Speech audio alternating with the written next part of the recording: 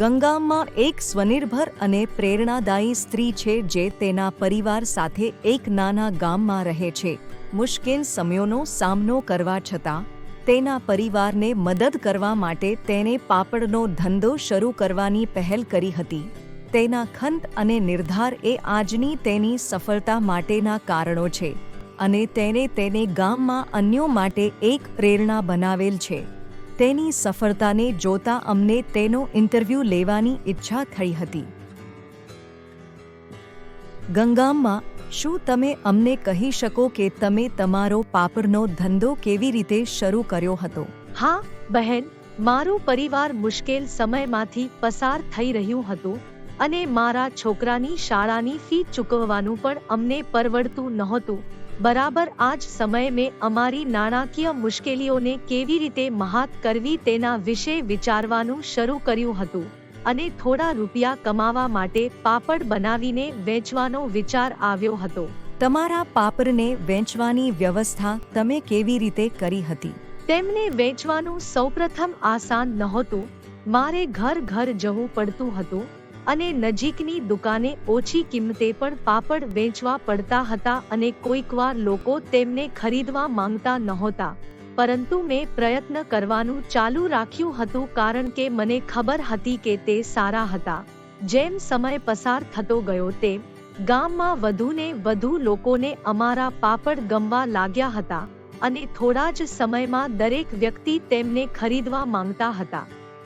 જ્યારે માંગ વધી ત્યારે મેં અનુભવ્યું હતું કે મારે મદદની જરૂર છે અને મેં અમારા ગામમાં કાળજીપૂર્વક અમુક એવી સ્ત્રીઓને પસંદ કરવાનું નક્કી કર્યું હતું જેઓ મારા જેવી જ નાણાકીય સમસ્યાઓનો સામનો કરી રહી હતી.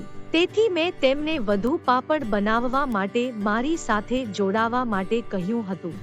તમે અન્ય મહિલાઓને તમારી સાથે જોડાવા માટે કેવી રીતે સમજાવી શક્યા?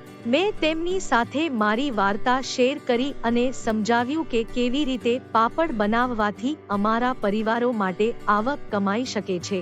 તેમાંના ઘણા સમાન નાણાકીય મુશ્કેલીઓનો સામનો કરી રહ્યા હતા, તેથી તેઓ મારી સાથે જોડાવા આતુર હતા.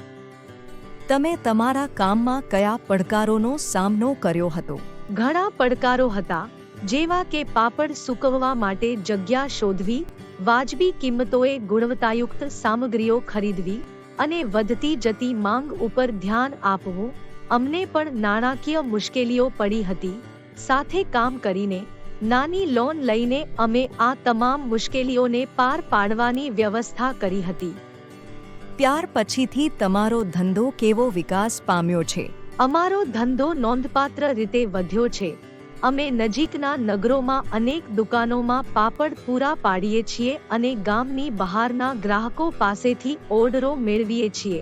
જેમ ધંધાનો વિસ્તાર થયો તેમ હું મારું મકાન બનાવી શકી, મારા છોકરાની શાળાની તમામ ફીસ ચૂકવી શકી અને તેને સારું શિક્ષણ પૂરું પાડી શકી હતી. અન્ય સ્ત્રીઓને કયો સંદેશ આપવાનું તમને ગમશે? મુશ્કેલ સમયમાં આશા ગુમાવવી નહીં તેમ તેમને હું કહેવા માંગુ છું. સ્ત્રીઓ કંઈ પણ હાંસલ કરી શકે છે.